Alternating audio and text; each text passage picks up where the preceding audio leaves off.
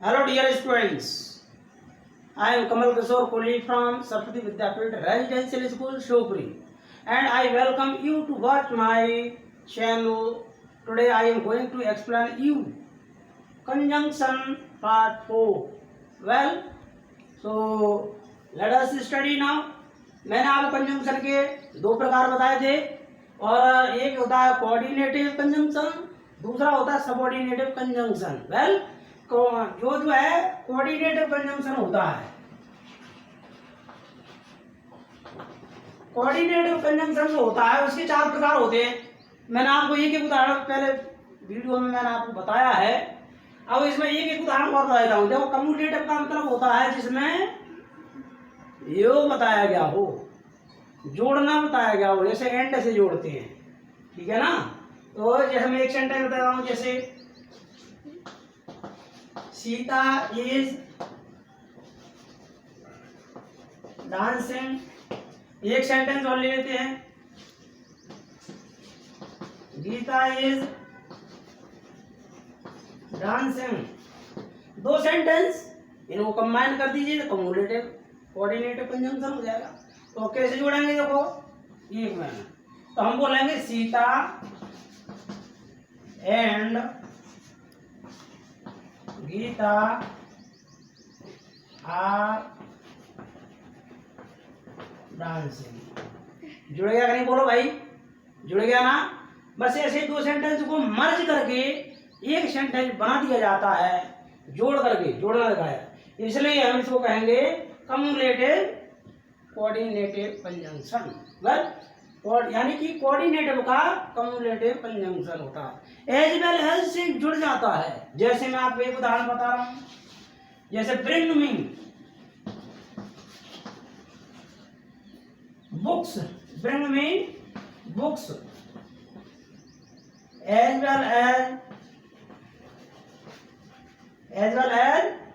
ए pen. इसका हिंदी में हो जाएगा कि भाई मेरे लिए बुक्स लाइए और साथ में एक पेन और। तो जुड़ गया ना, दो सेंटेंस है। इनको अलग अलग लिखेंगे, क्या है, bring me pen, bring me books, तो दो सेंटेंस बनाना पड़ेंगे। इसलिए मर्ज करके एक बना दिया, इसलिए एज कंजंक्शन का काम कर रहा, क्या कर रहा है, एज वेल एज, ठीक है ना। वेल, चलिए now come to the next.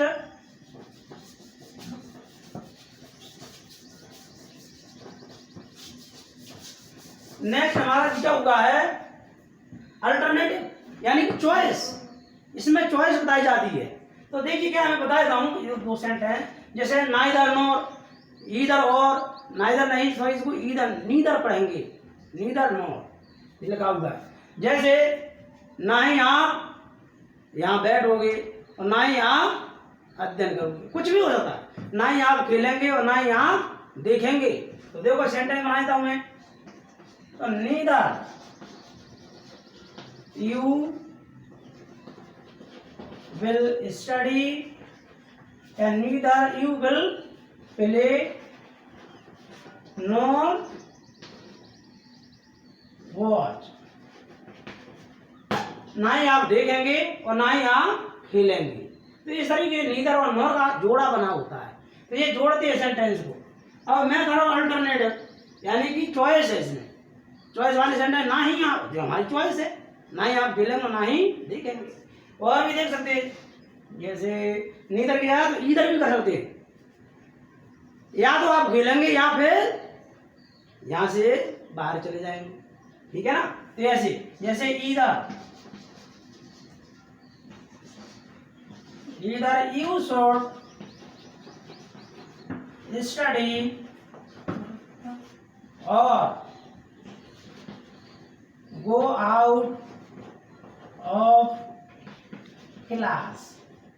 Ji sentence बन गई, या तो आप जो है, या तो आपको पढ़ना चाहिए या फिर क्लास से बाहर जाएंगे। तो ये चॉइस है। वेल, चलिए now come to the next point. ये कौन सा है, अल्टरनेटिव, यानी कि ये है अल्टरनेटिव कंजंक्शन है, कोऑर्डिनेटिव का पार्ट। चलिए नेक्स्ट में क्या दिया हो भाई, और भी होता है, जैसे she will she will do work or leave the post. या तो वह काम करेगी या फिर पोस्ट छोड़ दे, जॉब छोड़ दे, कुछ भी हो सकता है। तो इसमें चॉइस है। बस चलिए ना come to the next point. अब आता हमारा एडवर्सेटिव, यानी कि विरोध प्रदर्शन किया था। जैसे एक आइडिया दूसरा आइडिया अलग अलग दो आइडिया हो, है ना। तो जैसे क्या हो सकता है इसमें बहुत सी हो सकता है बट से जोड़ते। जैसे सी इज ऑनेस्ट, या वही कह सकते सी इज पुअर बट ऑनेस्ट। ये क्या लिखा हुआ है, सी इज पुअर, वह गरीब है परंतु ऑनेस्ट गर्ल है। गरीब जरूर है लेकिन वो ईमानदार लड़की है। तो आइडिया थोड़ा अलग हो गया, पुअर अलग हो गया, ऑनेस्ट भी ईमानदार का अलग हो गया। तो ये इसमें विरोधाभास टाइप का हो गया। चलिए ना आप ये और एग्जाम्पल देख लीजिए आप।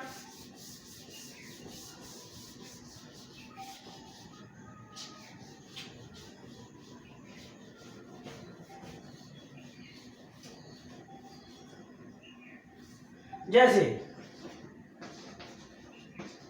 सी इज फ्री, वह फ्री है, कोई काम नहीं, फिर भी सो रही है। वह फ्री है फिर भी काम नहीं कर रही है। वह फ्री है फिर भी घर में बच्चों की देखभाल नहीं कर रही। कुछ भी हो सकता है, नहीं है। आप फ्री हो फिर भी पढ़ाई नहीं कर रहे। तो she is free still, still you still she is not studying, वह फ्री है फिर भी जो है वो अध्ययन नहीं कर रही है। तो इस तरीके का विरोधाभास है दो विचारों में। स्टिल का मतलब होता है फिर भी, ठीक है ना। एट का भी प्रयोग होता है एट। अब देखिए हम दूसरा देखते हैं, वह इलेटिव यानी परिणाम वाचक है, परिणाम इसमें बताया जाता है। तो जैसे क्या है, सो दैट से भी हम यूज करते हैं, सो या देयरफॉर से भी करते हैं। जैसे मैं एक बताता हूँ, तो इसमें दिया हुआ है ही बात में एब्सेंट फॉर, दूसरा देख लेते चलिए। परिणाम होगा जैसे she is, they are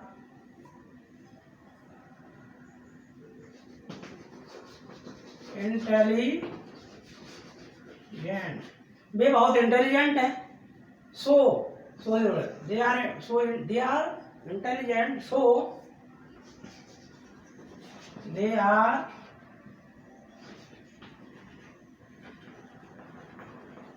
honoured, ये वो बहुत इंटेलिजेंट है, बुद्धिमान है, इसलिए उनका सम्मान किया जाता है। क्या सो दे आर ऑनर्ड यानी इसलिए उनका सम्मान किया जाता है। Everywhere they go, they are honored because of intelligent। well चलिए ये वाला एग्जाम्पल देख लेते हैं।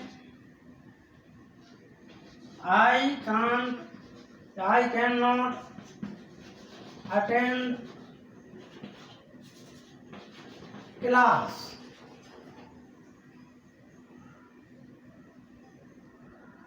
या ये कह देते देखो, I am ill, therefore I am ill, therefore I cannot attend class। जो है मैं बीमार हूँ, ठीक है ना, I am ill मैं बीमार हूँ और इसलिए I cannot attend class, इसलिए मैं क्लास में नहीं आ सकता हूँ। तो ये विरोधाभास है, ठीक है ना। तो ये हमारे जो है चार प्रकार के सेंटेंस हुए कंजंक्शन। अब आते हमारी बारी आती है सबऑर्डिनेटिव कंजंक्शन की। इसकी सबऑर्डिनेटिव कंजंक्शन देख रहे हैं आप लोग। सबऑर्डिनेटिव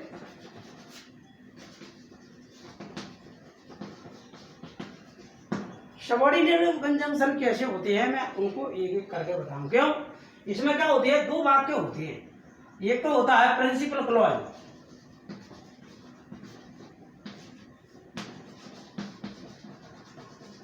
और ध्यान दूसरा होता है, उसी में वाक्य जोड़ते हैं उसको, दूसरा होता है सबऑर्डिनेट क्लॉज।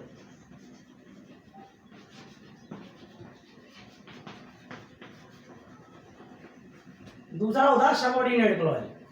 तो इसमें क्या होता है, सबऑर्डिनेट क्लॉज आता है, इसकी वजह से सबऑर्डिनेट सेंटेंस के या क्लॉज के नाम पर ही इसका नाम रखा सबऑर्डिनेट कंजंक्शन, जो उपवाक्यों को जोड़ दिया जाता है। जैसे ये होता है वाक्य, ये होता है उपवाक्य, वाक्य वाक्यांश ये भी कह सकते हैं। तो इसमें क्या, मैं एक बता देता हूं आपको उदाहरण के तौर पर। जैसे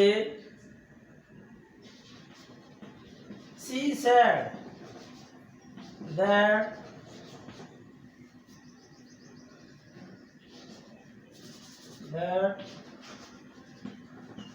she will not come tomorrow। उसने कहा कि she will not come tomorrow, कल वह नहीं आएगी, उसने ऐसा कहा। तो ये दैट से जोड़ रहे हैं। तो ये कौन सा कंजंक्शन है, सबऑर्डिनेटिव कंजंक्शन है। अब मैं आपको एक एक करके बता रहा हूँ। इसमें क्या है, ये है देखो प्रिंसिपल क्लॉज, प्रिंसिपल क्लॉज है ये। अब प्रिंसिपल क्लॉज की आप डेफिनेशन नहीं जानते हो, मैं आपको बता देता हूँ। और ये कौन सा है, और ये है subordinate clause.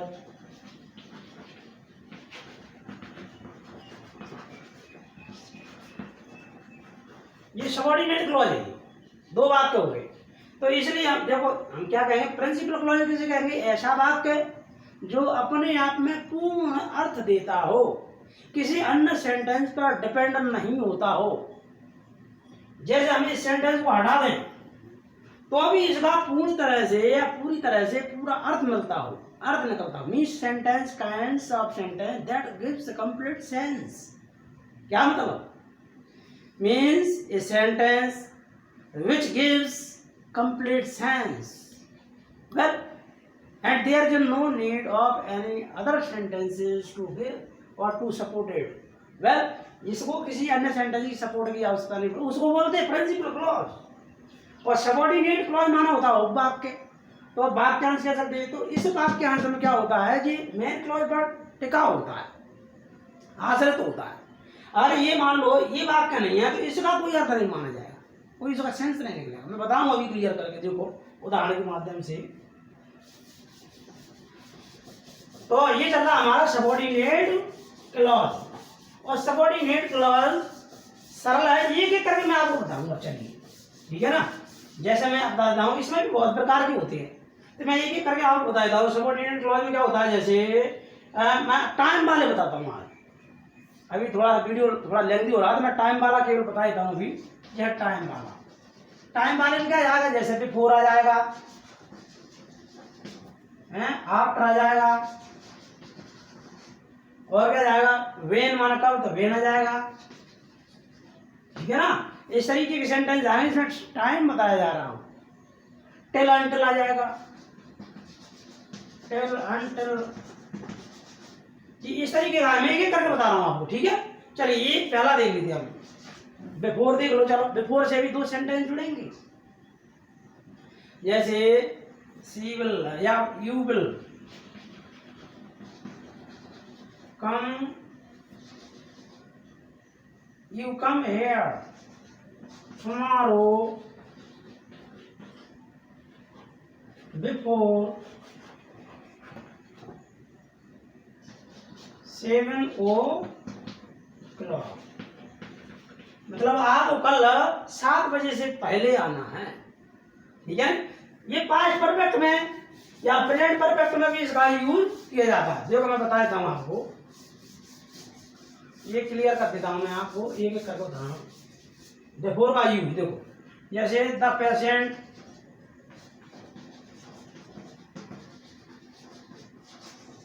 Had died before the doctor केम। ये देखो डॉक्टर आना का काम है, ये कि पेशेंट मरने का काम, दो सेंटेंस हो गए ना। तो दो सेंटेंस को जोड़ रहे हैं, किससे जोड़ रहे हैं भाई? बिफोर से। तो इससे हमें जोड़ा, ये देखिए।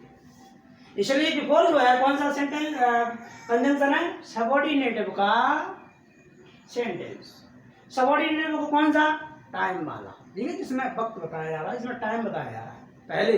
तो इसका हिंदी में क्या? पेशेंट हैड डाइड, पेशेंट मर चुका था डॉक्टर के आने से, यानी कि डॉक्टर के आने से पहले मरीज मर चुका था। इस तरीके के हम सेंटेंस बहुत सारे बना सकते हैं। मैं आपको कंजंक्शन बता रहा हूँ, यानी ये सेंटेंस और ये सेंटेंस दुश्मन को कंबाइन कर रहा है, ज्वाइन कर रहा है, इसलिए हम इसको बोलेंगे कंजंक्शन। वेल, क्लियर हुआ कॉन्सेप्ट? अगर है तो कमेंट बॉक्स में है अपनी कंप्लेंट लिख सकते हो, मैं आपको सेटिस्फाई करने का पूरा प्रयास करूंगा। वेल, चलिए now come to the next point. ये टाइम वाले हैं, मैं बता रहा हूँ एक एक करके आपको। तो ऐसे ही आप देख लीजिए, आफ्टर का प्रयोग करते हैं। तो आफ्टर का प्रयोग किस लिए? ये टाइम बताने के लिए। आफ्टर माना होता है बाद में, बिफोर का माना होता है पहले, ठीक है ना। बिफोर माने बाद, सामने भी होता है, लेकिन वो कंजंक्शन के तौर पर नहीं होता, ठीक है ना। तो अब आप देखिए ध्यान से आफ्टर का। तो आफ्टर का हम इसी तरीके जैसे बिफोर का यूज किया वैसे ही हम आफ्टर का यूज कर सकते हैं। जैसे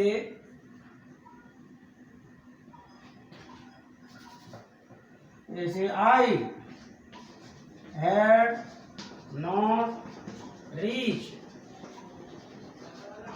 स्टेशन आफ्टर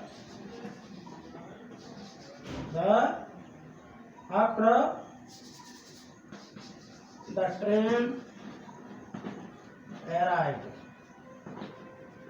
क्या मतलब हुआ? आई हैड नॉट रीच, मैं नहीं पहुंच पाया था स्टेशन पर। After the train arrived, train निकलने के बाद, समझ में आ रहा है ना, ट्रेन निकलने के बाद भी मैं स्टेशन पर नहीं पहुंच पाया। अब हम इसको क्या कर सकते हैं? यहाँ पे देखो, आई हैड, तो इसको हटा दो, मान लो तो भी चल जाएगा। जैसे आई हैड रीच्ड स्टेशन, मैं स्टेशन पहुंच गया था, ये हो गया। हाँ, तो आई हैड रीच्ड स्टेशन, मैं स्टेशन पर पहुंच गया था। कब?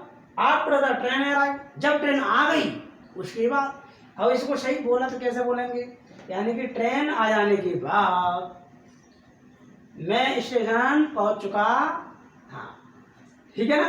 तो ये जो है काम कर रहा है ये वर्ड, इसको कंजंक्शन बोलते हैं। कंजंक्शन माना होता है कड़ी, दो सेंटेंस को जोड़ रहा है ऐसे, इसलिए हम इसको कंजंक्शन कहेंगे। वेल, समझ में आ रही है बाबू? Okay, well, now come to the next point. एक और चीज देख लें आप लोग, कंजंक्शन के टिल है, जैसे टिल का भी प्रयोग देख लें आप। टिल माना होता तब है, जैसे you will stay here till I come, आप यहीं खड़े रहे जब तक मैं आता हूं, ठीक है ना। इस तरीके जैसे you stay here till I come there, आप यहीं खड़े रहिए और जब तक मैं आता हूं, ठीक है ना। इसका ये टिल का काम, ये टिल जो दो सेंटेंस का काम कर रहा है। एक सेंटेंस ये हो गया, आई कम बैक, मैं वापस आता हूं, और यू स्टे हियर, एक सेंटेंस ये हो गया। तो there are two sentence. Well, okay, so this is one sentence and this is another sentence. So this word is joining both the sentences. So this is a functioning, or this is working, or this is playing a role of joining word, means conjunction. So this is called conjunction. Well, you understand what I am saying you? Well, okay, done. So हम इसको कहेंगे conjunction। तो ये दो sentence जुड़ गए। Till मान होता तब, जिसे अंटिल भी होता है इसका उल्टा है, इसी अंटिल का भी बना, अंटिल से भी जोड़ सकते हैं। जैसे you stay here until I come back. अब इसका अर्थ थोड़ा सा बदल जाएगा, आप यहीं खड़े रहिए और जब तक कि मैं नहीं आ जाता, ठीक है। ये नेगेटिव है, इसमें अन लगा है, इसमें नेगेटिव छुपा हुआ है। तो आप यहीं खड़े रहिए या इंस्टे में रुके रहिए अनटिल आई कम बैक, जब तक मैं नहीं आ जाता। तो वीडियो बहुत लेंथी हो रहा है, आज के लिए इतना ही काफ़ी। नेक्स्ट वीडियो में आपके लिए बहुत इंटरेस्टिंग चीज़ लाऊंगा। Thank you to watch my video. Thank you.